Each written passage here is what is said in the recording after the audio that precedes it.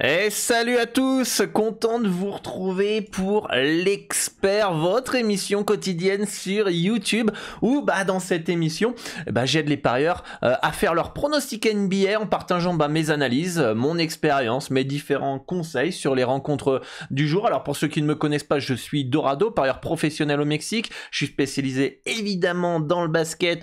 Si je fais des vidéos sur la NBA, je mise d'ailleurs personnellement sur plus de 100 championnats différents. Vous pouvez retrouver l'ensemble de mes pronostics sur le site basket-pronostic.com et ça fait depuis plus de 10 ans que j'aide les parieurs dans la francophonie à augmenter leurs revenus grâce à leur passion des paris sportifs. Et si vous êtes nouveau et c'est aussi votre objectif, n'hésitez pas à vous abonner à la chaîne YouTube, d'activer la cloche des notifications pour ne louper aucune des prochaines vidéos et de me suivre sur les différents réseaux sociaux. Petite présentation aussi pour les nouveaux, pour vous présenter un petit peu les différentes émissions que je peux faire et animer. Donc on a l'expert sur YouTube du lundi au samedi. Le jeudi, on a le Dorado Show où on aborde un thème dans les paris sportifs. D'ailleurs, ce jeudi à 20h, on aura le thème suivant, l'unique stratégie gagnante dans les paris sportifs. Donc rendez-vous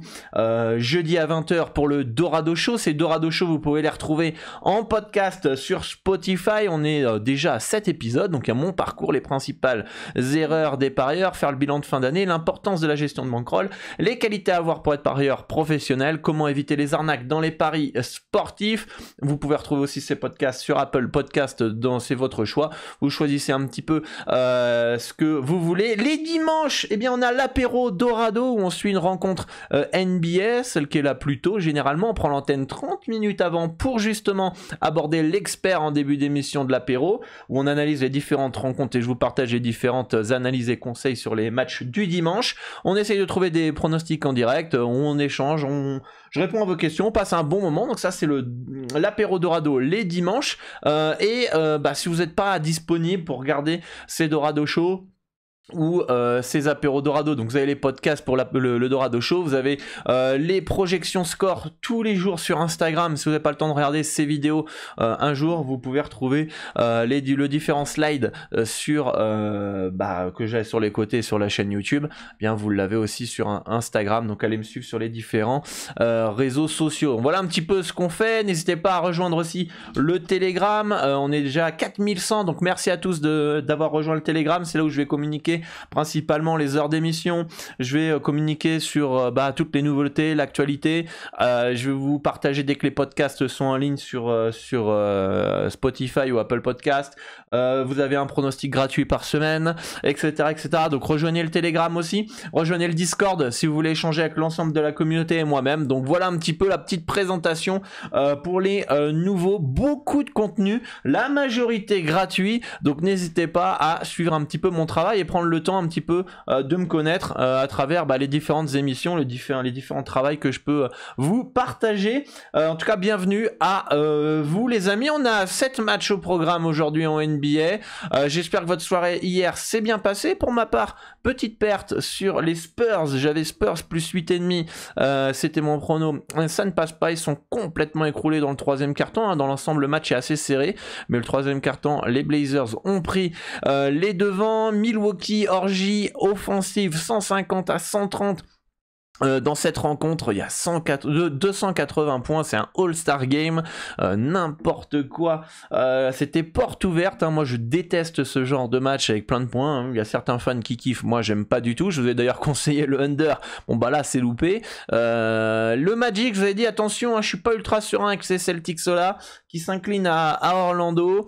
Je vous ai conseillé le under des Bulls face à Atlanta qui passe. Je vous ai conseillé le under entre Houston et Minnesota qui passe aussi. Utah qui s'impose 120 à 102 face à Charlotte et on a les Kings qui s'imposent facilement 133 à 100 face à Memphis. Je vais conseiller le under aussi. Donc niveau over-under, on a été pas mal quand même hier, à part ce match d'orgie offensive entre les Bucks et les Pistons. Donc dites-moi en commentaire ce que vous aviez joué. On va pouvoir partir sur la première rencontre rencontre du jour, la team avec Indiana qui reçoit les Bulls de Chicago, et Chicago qui est eh bien en back-to-back ce soir. Back-to-back qui dit attention à potentiellement la fatigue. Ça y est, on a dépassé la moitié de la saison, on est un peu plus de la moitié de la saison, donc là on va commencer à avoir des back-to-back qui vont peut-être peser dans les jambes, et d'autant plus que les Bulls ont fait un gros voyage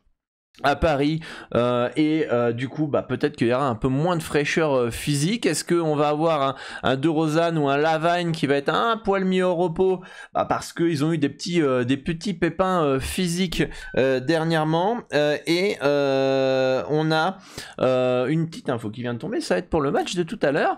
On a des Bulls qui pourraient se faire surprendre à Indiana ce soir. Moi je serais vraiment pas surpris, même si du côté des Pacers c'est quand même assez moche en ce moment. Ils ont perdu face à des équipes qui étaient à poil, Denver et Phoenix je crois. Haliburton pas là, ça c'est une mauvaise nouvelle entre guillemets pour Indiana. Il va être évalué le 26 janvier, donc il est peut-être de retour d'ici pas longtemps, mais en tout cas je pense que Indiana, même si Haliburton n'est pas là, est capable de battre cette équipe des Bulls. Il y a peut-être une légère value sur Indiana, mais vous pouvez le voir quand même que la victoire selon mes projections est de 116 à 115 pour les Pacers, c'est quand même très très léger. Donc pour moi c'est un no-bet dans cette rencontre, c'est plutôt bien placé.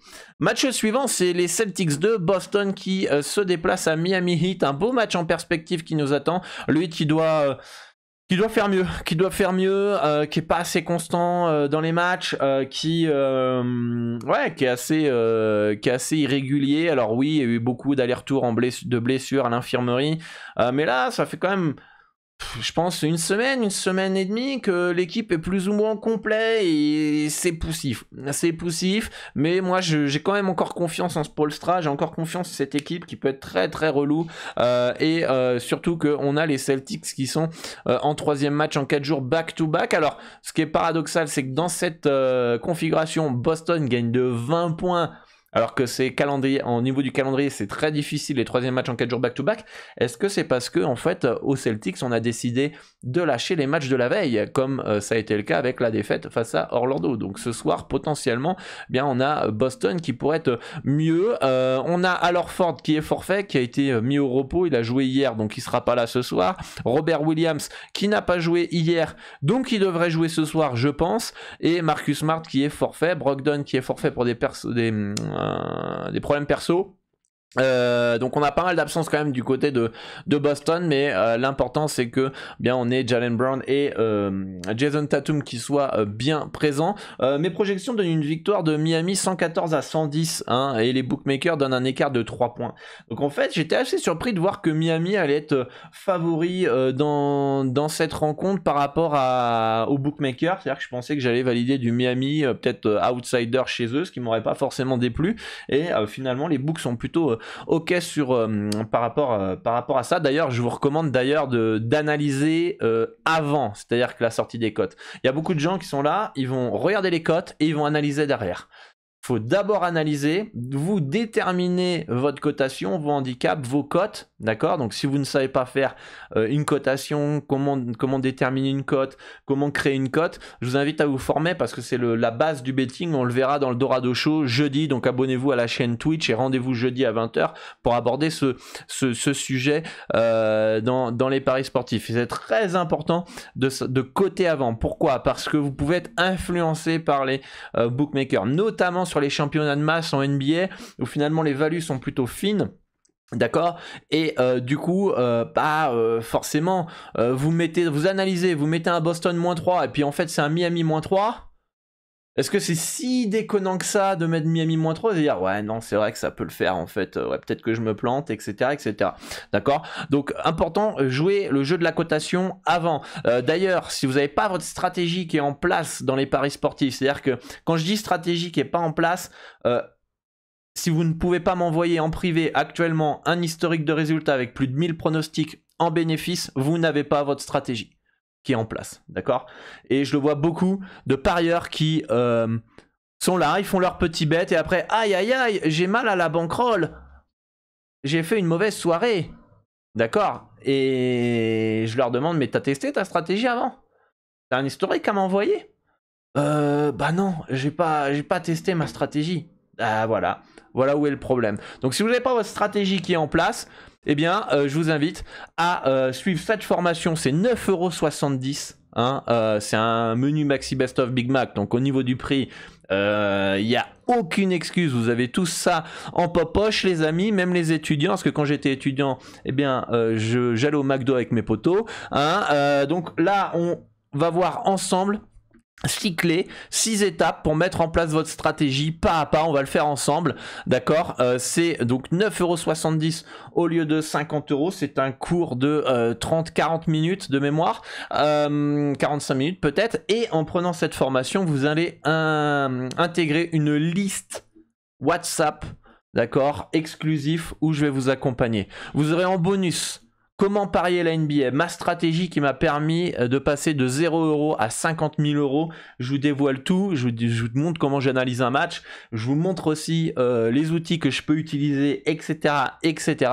Et je pense qu'avec ça, vous êtes plutôt bien armé, on va dire, d'un point de vue matériel, tactique et stratégique. Après, ça se passera tout là-haut, et ça c'est dans ma formation pro, mais pour un bon début, vous pouvez utiliser cette formation accessible à tous. Donc c'était le petit moment publicité, les amis. Et d'ailleurs, si vous voulez aussi exploser vos gains grâce à un outil ultra puissant, avoir 25 à 30% de bénéfices en plus par pronostic, c'est pas négligeable, les amis. Ça, c'est totalement gratuit. C'est une conférence de 30-40 minutes, d'accord. Il y a une conférence, voilà. Vous avez juste à regarder cette vidéo et vous comprendrez comment utiliser cet outil, pourquoi il faut l'utiliser, et c'est totalement gratuit. Vous avez juste à vous inscrire, laissez votre prénom et votre email, vérifiez bien vos spams et vous aurez accès à cette conférence web. Donc voilà, si vous êtes motivés, les amis, vous avez cette conférence, vous avez votre stratégie de A à Z pour 9,70 €, vous avez les Dorado Show jeudi à 20 h, les podcasts,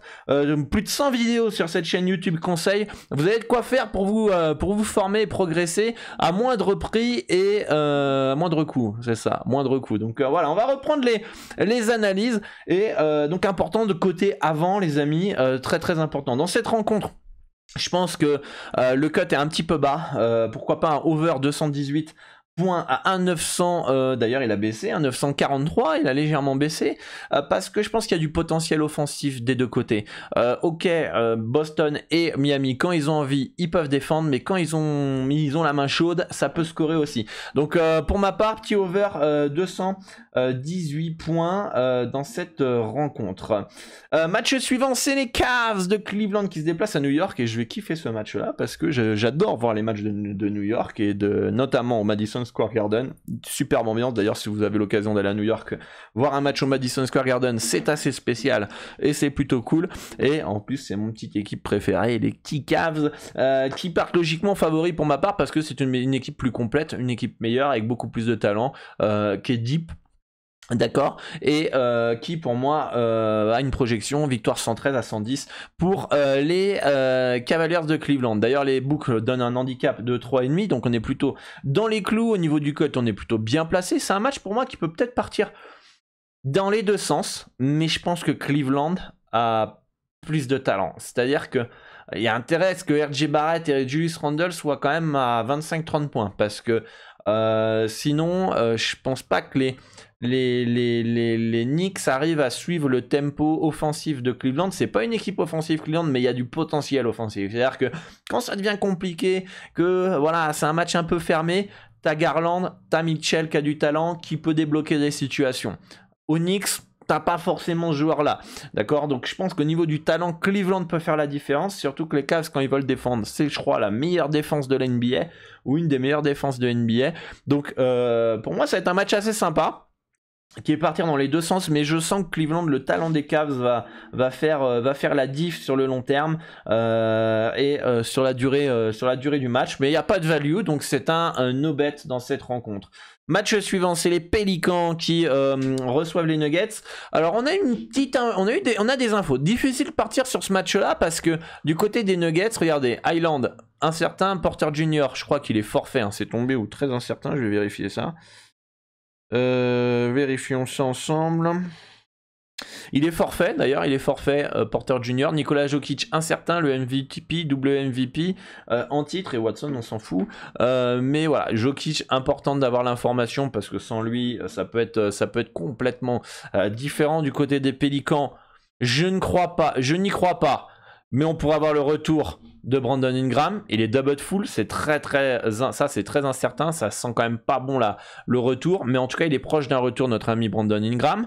On peut voir que aujourd'hui d'ailleurs Zion Williamson va être réévalué, donc il va pas jouer aujourd'hui, mais il va être proche du retour, donc les Pels pourraient être bientôt au complet d'ici peut-être une semaine. Et les Nuggets sans Jokic, bon pour moi, pas ultra fan quoi. Pas ultra fan, ils sont légers favoris aux Pélicans. Je pense que les Pélicans ont plus prouvé aujourd'hui sans Zion et Ingram que les Nuggets sans Jokic. Donc moi, tant qu'on ne sait pas l'information Jokic, mais alors on touche absolument pas, les Nuggets à l'extérieur à 1,909, c'est quand même bien dégueulasse les amis. Parce que je pense que à 2, si Jokic est forfait, je pense d'ailleurs que les Pélicans seraient favoris à cette cote, seraient valués à cette cote-là. Donc je vais essayer de vous mettre mon fichier d'analyse. D'ailleurs, voilà, n'oubliez pas votre stratégie de A à Z pour 9,70. Vous avez accès à comment j'analyse un match et comment je travaille, quels sont les outils que j'utilise, et donc vous verrez comment je fonctionne. Denver, ils sont où? Là on est à qui? Cleveland, Dallas, et là on devrait être à Denver. D'ailleurs Jokic, 34 d'évaluation les amis, hein. Folie. Je crois que c'est le most valuable player, il est vraiment important, c'est peut-être le plus important joueur de toutes les équipes confondues. On peut voir que les Pélicans sont à -2, passe favori, donc du coup à 2, on pourra avoir une légère value à 2 dans ce match-là. Voilà, légère value si Jokic n'est pas là sur les Pélicans à 2, mais voilà, je pense que le marché va pricer, va aller sur les Pélicans, il faudra être très réactif, et la value va pas rester très très longtemps. En tout cas, pour moi, il y a rien à faire dans ce match-là, tant qu'on n'a pas plus d'informations sur ce match-là, et c'est un no-bet. Match suivant, intéressant, entre les Mavericks de Dallas et les Washington Wizards. Alors, on a une info qui est tombée, donc déjà on a Porzingis qui est pas là du côté des Wizards, et on a Hachimura qui est parti du côté des Lakers. C'est un bon move d'ailleurs de Los Angeles, qui perd un peu cacahuète pour récupérer un joueur intéressant, et qui pourrait épauler LeBron James dans les semaines à venir. En tout cas, bon petit move. En tout cas, je pense que ils ont bien fait les Lakers de le prendre. Il y avait des embrouilles avec les Wizards et Rui Hachimura parce que voilà, ils voulaient pas forcément le renouveler au max, etc.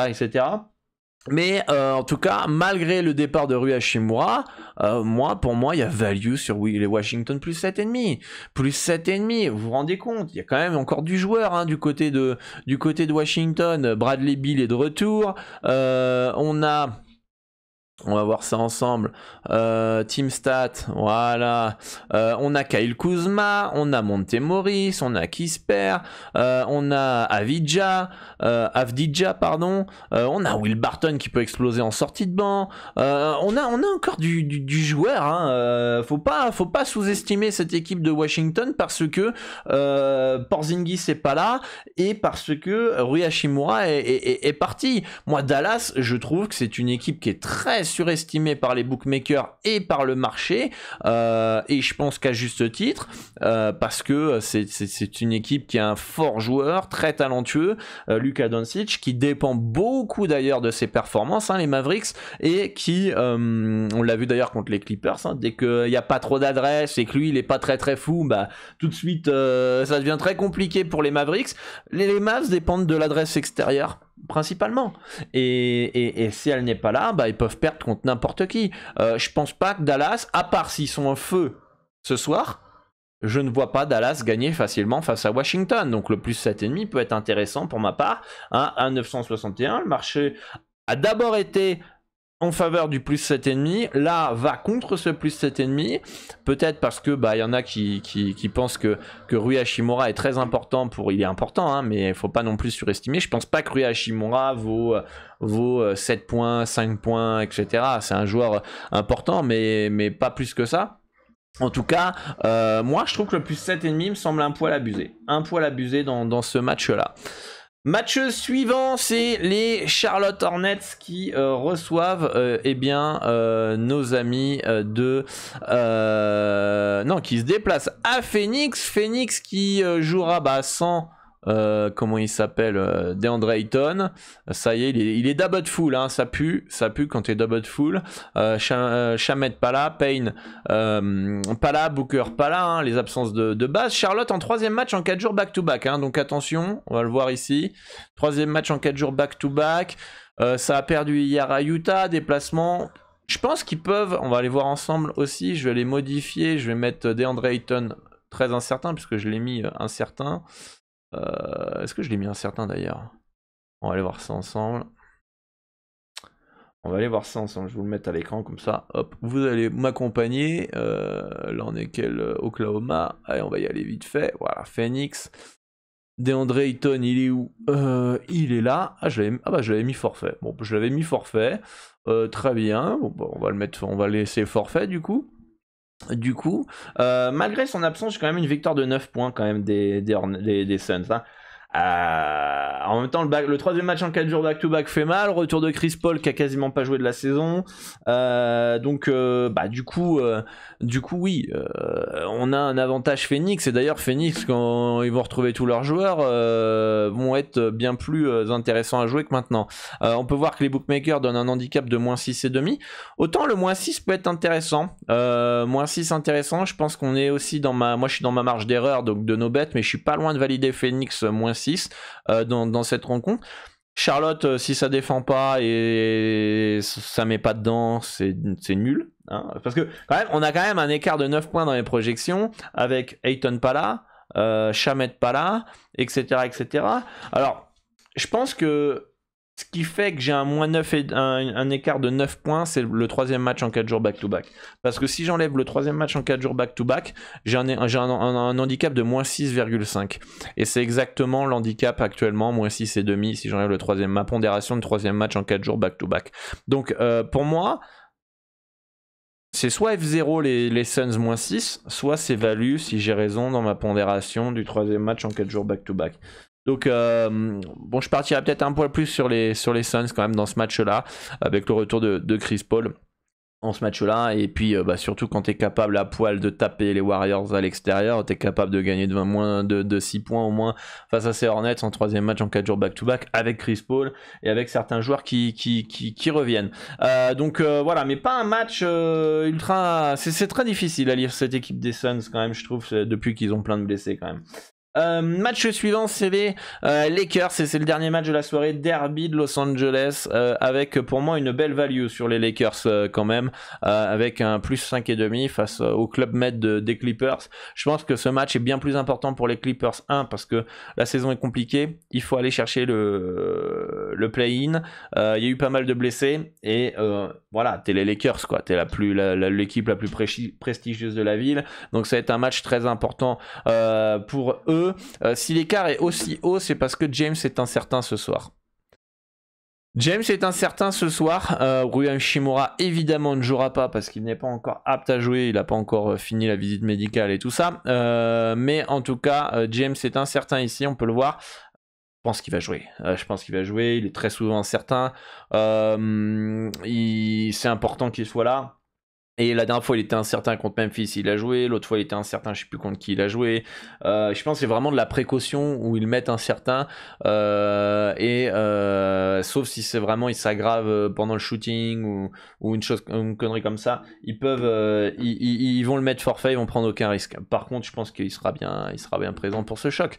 Je serais assez surpris de pas le voir ce soir. Au vu de ses stats, en plus, il a l'air d'être plus ou moins en forme, hein. Il a pas l'air non plus d'être ultra blessé, et je pense que s'il est là, le plus 5,5 des Lakers, d'ailleurs qui a baissé par rapport au fait que j'ai fait mon petit slide à 1,862 maintenant, quand je l'avais fait il était à 1,892, me semble plus intéressant dans cette rencontre. Si James n'est pas là, alors dans ces cas-là, là ça pue quoi.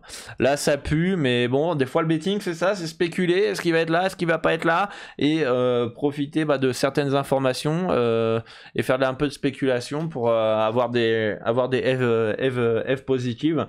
Donc voilà, donc pour ma part, je préfère les Lakers plus 5,5 dans ce match-là. Voilà les amis, fin de cette émission, l'expert, dites-moi en commentaire ce qui vous intéresse pour cette nuit, une carte qui est vraiment pas simple en vrai, qui est vraiment pas simple pour cette nuit. Vous me direz ce que vous en pensez dans les commentaires. N'hésitez pas à rejoindre le Discord pour échanger justement de cette carte, mais pas uniquement, pour échanger avec l'ensemble de la communauté sur tous les sports. Parlons betting, ne restez pas seul dans votre coin, rejoignez une communauté pour progresser tous ensemble. Le lien est dans la description ainsi que tous mes réseaux sociaux.